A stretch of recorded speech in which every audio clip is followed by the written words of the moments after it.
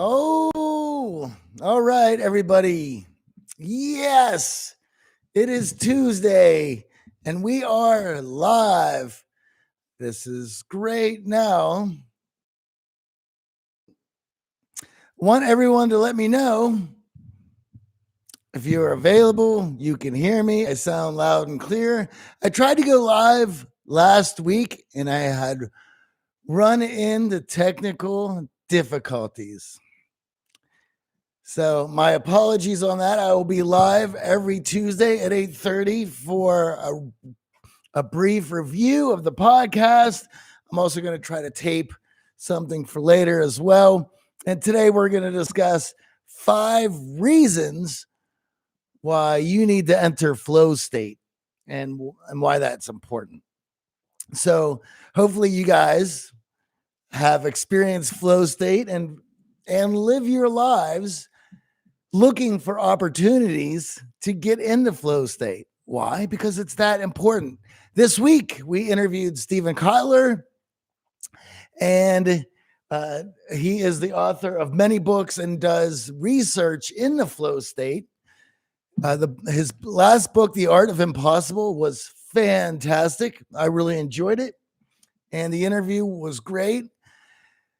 And anytime that you can get me feeling nostalgia about the 90s, I'll take it because it was a good time for me.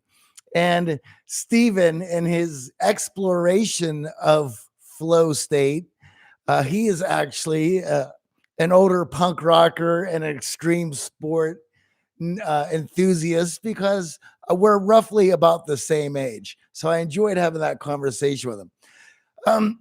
If you guys are out there, shoot me a comment. Let me know that you can hear me and see me well. I appreciate that. As I mentioned, I used to go live all last year for about 6 months every day at 8:30 and during weekdays. And I'm going to try to bring that back, but I'm only doing lives on Tuesday. So let me know that you're there. Shoot me a comment, say hello. That would be great. And as I mentioned, we're going to be talking about 5 reasons why you should be looking for opportunities for flow state and why that is important. So we interviewed, as I mentioned, we interviewed Steven Kotler. And here's what I wanted to say about that interview. Jerron Allen. Right on, Jerron. Thank you very much. Nice to see you too, buddy. Thank you for tuning in. I appreciate it. All right. So as we were talking about flow state, Steven, roughly the same age as I am. So he was bringing back flow state to his days of skateboarding, snowboarding in the 90s, in the explosion of extreme sports. And of course, I'm 47, so I certainly was there for the explosion of his extreme sports. But also with that, I was a participant as I was an avid skateboarder. And I don't know if any kids in the 90s could escape the lore of skateboarding. Now, for myself, I found extreme sports as an escape from my home life. In the 90s, I was a teenager, so my parents were getting divorced. They were always squabbling. I always just found it better for me to just be out of the house. I wouldn't have to deal with anything. So skateboarding was that outlet for me. So I participated in.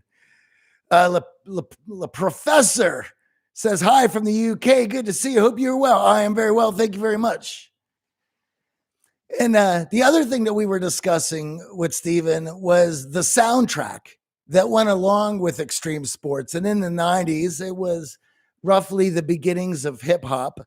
The 90s hip hop scene, from what I can tell, at least from when I talk to people who are hip hop enthusiasts, they remember that time fondly. For myself, for suburbanites, it was the college punk rock scene, the indie rock scene was all big. And in the 90s, the LA sort of hair metal thing had given way to grunge and then the next wave. A lot of that transition was manufactured by the larger corporations who were shifting the culture at that time. But for myself, It was the loud rock, hair metal stuff, and then the punk rock stuff kind of took over momentum culturally.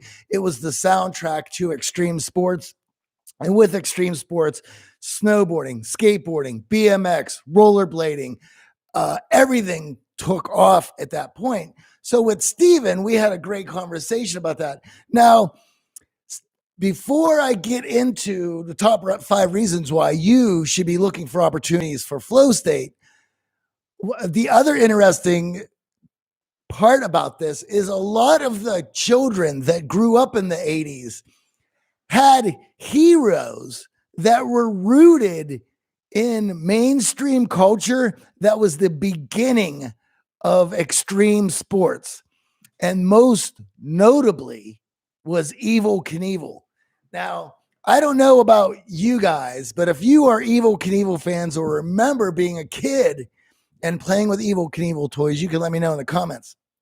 You see, I was born in 73. Had I been just a little bit older, I would have been more of a 70s baby. But my childhood sort of ties in with the late 70s stuff, Star Wars, Evel Knievel. There was a lot of that, and then mishmashing into the 80s of the things that were going on there. There was shows like That's Incredible, Real People, followed by television shows like The Fall Guy or The Dukes of Hazzard. And Evel Knievel, as a kid, there was nothing that you wouldn't like about that guy. Here he's in a superhero outfit. I'm talking 1970s jumpsuit with rhinestones and a cape and a cane. I mean, straight out of a Marvel superhero movie. And the guy's stunts, you're now dealing with motorcycles, and a lot of his stunts were replicated at a lot of the suburban fairs. So demolition derbies, motorcycle jumps, and all of his, he became a mainstream cultural phenomenon and attraction. And for young kids like myself during that time, we idolized Evel Knievel. We've learned later of much of his flaws, but those flaws and those excesses that come with celebrity are incredibly difficult to escape. So I'm not going to fault anybody for falling into those traps. But what I want to talk about is how people like Evel Knievel, and he was probably the most famous. There was television shows that were spawned, spin-offs off of that legend. Yeah, Jaron says, miss those days, definitely some of the raddest rock music back then. Absolutely. But if you were a kid in the 80s and you had just grown up watching the celebrity and the worship and the myth and the legend that had outgrown Evel Knievel, well, then you imagined and you played games with your friends pretending to be Evel Knievel. What do you think is going to come out of that sort of play? Well, if you have a bicycle, you're going to be jumping trash cans in the street. If you have a skateboard, then you're going to be building ramps in your yard or in the street. And so I was telling Steven that it was Evel Knievel's impact and legend, I think, only expedited extreme sports, because a lot of those kids, when I look at the idols that I grew up in extreme sports, Pal Peralta, Tony Alva, the progenitors of skateboarding, they were huge fans of Evel Knievel. Evel Knievel was the first rock star who played in the realm of partying and excesses that rock stars did, who came from left field. And so for the early skateboarders and BMXers, with Travis Pastrana, be one of those BMX guys. These are some of the bike guys that I know, but they had an affection and a love and a celebration of Evel Knievel that they had brought into their own lives. So then skateboarding, snowboarding, BMXing became a tribute to that idea. And those sports were blasted off into the mainstream, given a name as extreme sports, but they sort of had their roots in with Evel Knievel. Now, I had put together, there's some notable daredevils who followed their passions of being in flow state. And there's nothing better than being in flow state in front of an audience. Some of you introverts might think that is a weird thing, but this is for myself. This is why I had been attracted to extreme sports. Certainly skateboarding was something that you can do by yourself. It was even better when you had friends around you to all push each other. But there was a correlation between extreme sports and music.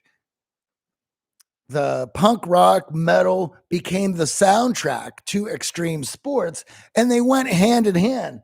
A lot of young kids would go out skateboarding or BMXing all day long, only to come home in the evening and rehearse with their bands and then go to the show that night. I mean, that was what life was for us in the 90s. It involved all three of those pastimes. And all three of those pastimes have the ability to tap into flow state, have the ability to enlighten your life, to give you something to chase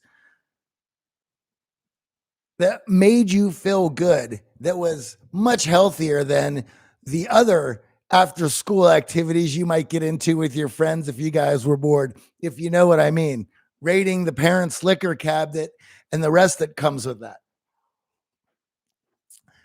Extreme sports, punk rock music, that gave us an opportunity to stay away from chasing the artificial mood enhancers. But that's where it is. Now, so I brought this article. Let's see if I can find it. 6 of the greatest daredevils throughout history. And here's some names that you guys might remember. But there were some interesting ones here too.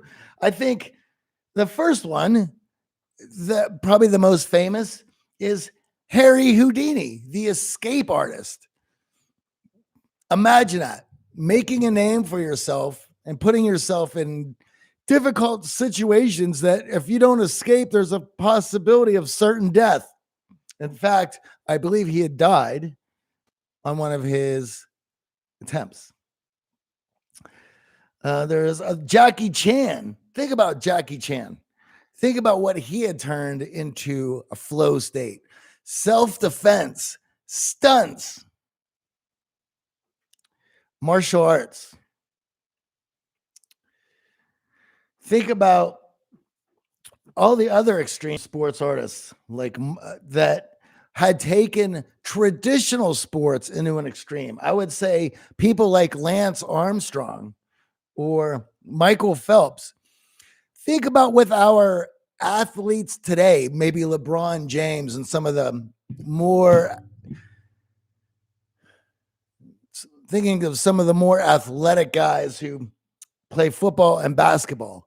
Think about what their abilities are today comparatively to just a few decades ago. On this list, it has Gertrude Eldier, who was a swimming sensation, swimming the English Channel. There was a lot of this sort of stuff. All right. So I'm going to go ahead and get into the quick little lesson, 5 reasons why you should get into and follow opportunities to go into flow state. And I'll end it there. Now, if you guys have any questions, you have any comments, feel free to leave them in. Feel free to drop a comment. I'll answer them as well. And then I'm going to head out. But you can catch me every Tuesday, 8:30. I'm going to do a recap of the podcast, give a story and a quick chat on a point. And then that's it. I'm going to see how that goes. If you guys enjoy it, if you guys are watching, maybe I'll do more during the week. But I appreciate the few of you who popped in today. Thank you very much.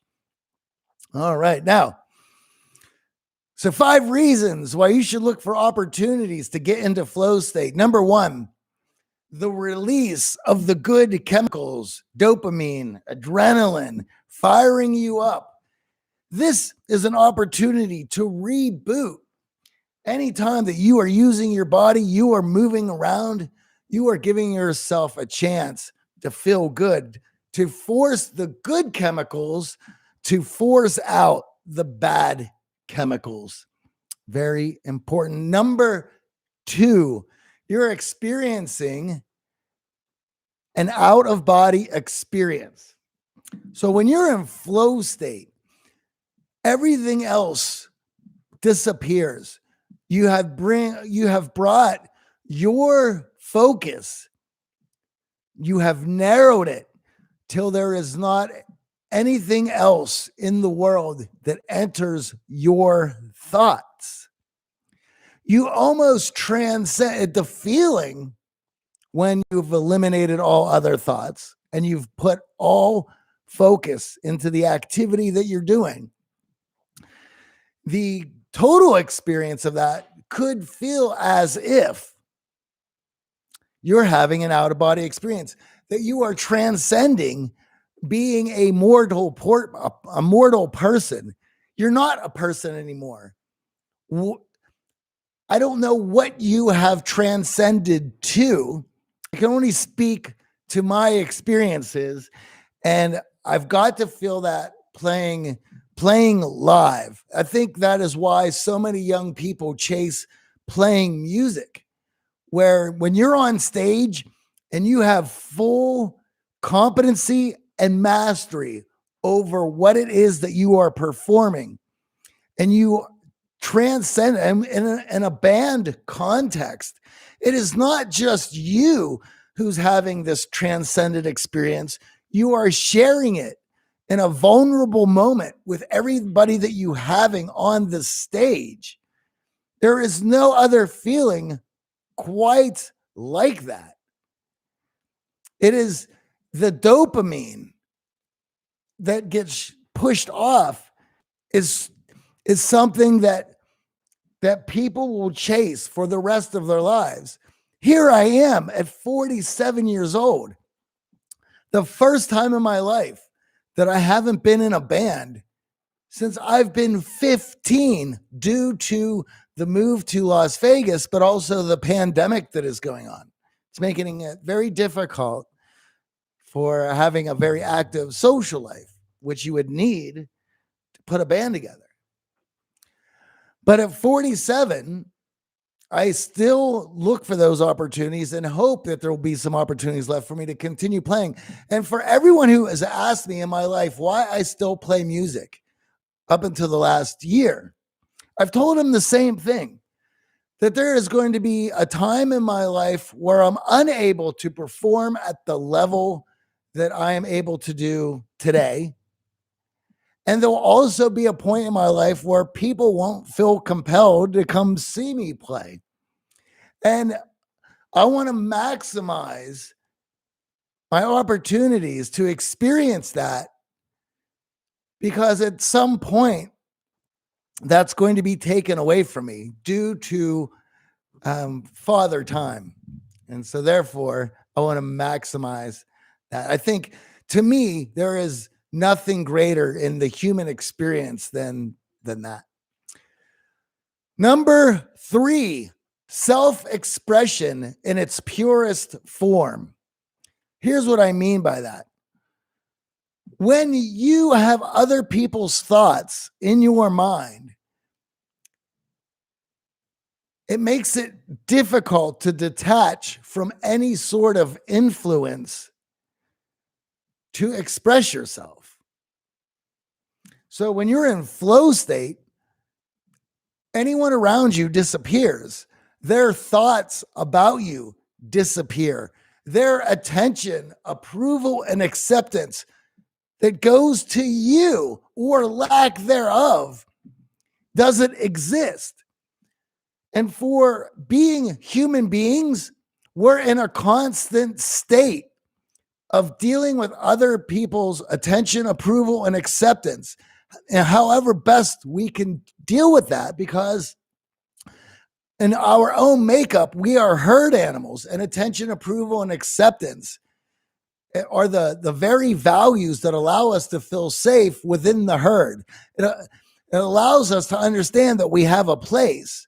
When you're in flow state, you have transcended a natural state of being a human being. So you are in the purest form of self-expression of who you are, with no other influence attached.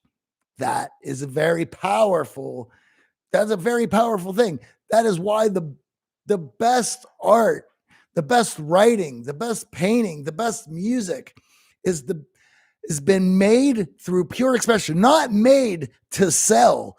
That has been made with influence. But when it is a creation out of nothing that you've put together because it is an expression of how you feel or what you're seeing in the moment, that is self-expression in its purest form. Number 4, the act of play. The act of play, where you're learning, where you're enjoying yourself in the moment. There's no time has been taken from you. There is no time. It's just your focus on trying to get to mastery with whatever it is that you're doing. There may be frustration involved, but the frustration is worth the mastery that comes to the other side. That's the play aspect. You're willing to do the hard things in order to master whatever it is that you have your attention on. And number 5 is a celebration in the mastery, to be able to detach from all influence, to detach from time, to revel in the mastery that you have allowed yourself to build. That's my top 5. To recap, number 1, the releasing of the dopamine, the adrenaline, to reboot yourself. Number 2, an experience, to have an out-of-body experience, to transcend the human experience. Number 3, self-expression in its purest form. Number 4, the activity of play. And lastly, a celebration in the mastery that you've taken so much time and effort to acquire. There's my top 5 of why you should look for opportunities of flow state. Guys, there's a few more people who have joined on. Thank you very much. I appreciate it. I'm going to hang out for just a couple more minutes. I appreciate it. I will be live every week, 8:30. If you enjoyed our little lesson today and you enjoyed our stories today, give me a thumbs up. It helps others find the show. If you're just finding us, make sure you subscribe and hit the notification bell so you know when I go live. Every week, 8:30, I'll be going live. We're going to be adding so much new content to this channel this year. This is also one of the reasons why I'm going live today. I'm going to be taking out that little bit and making a separate video of it. So we're really going to be boosting this channel with content. I hope you guys enjoy. If you have any questions or comments, put them put them in the comments there in the live chat, and I'll try to answer them. And I appreciate you guys for popping in. As for my final thoughts on flow state, make sure you check out the full interview with Steven Kotler. We'll drop it. It's in iTunes right now, but as always, we'll be dropping this week's episode in the YouTube channel on Thursday. There'll be some clips dropping as well. I can't, it's funny in speaking with Steven and flow state, as I mentioned, it brought up so much nostalgia for my childhood. Steven and I are roughly the same age, but think about everything that had gotten turned into extreme sports because we had the leisure time in life at this point where we're able to devote it to complete mastery. Even today, when I look at skateboarding, and it's funny, my Instagram is full of skateboarding channels just because I still marvel at what the kids are capable of today comparatively to what I experienced in the 90s. And the skateboarding of the 80s that I was a part of, what it transitioned to extreme mastery in the 90s to where no holds were barred. Tony Hawk at that point took skateboarding to a place where he was doing 900s on vert.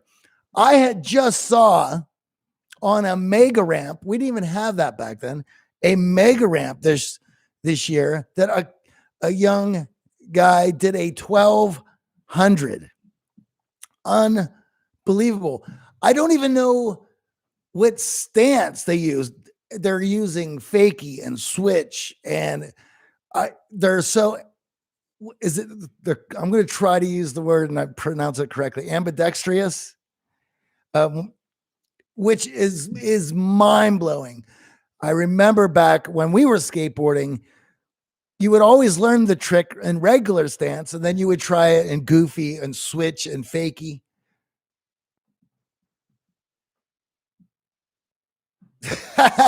Well, I could tell you, China Bull Chinese, we have had this channel for over a decade, and this is the first time that I had went live in a very long time. So, I couldn't tell you, my friend. In fact, if you look at our channel and you look at the views, we have some videos that have hundreds of thousands of views and other videos that have a few hundred. But as I had mentioned earlier, this is the year that we're going to be putting a lot of attention and effort towards the channel. So I thank you for tuning in and checking out, and I hope you enjoy what I had to say today. All right, guys. Well, it is 9 o'clock. I have many things to do today, including putting together some work for this channel.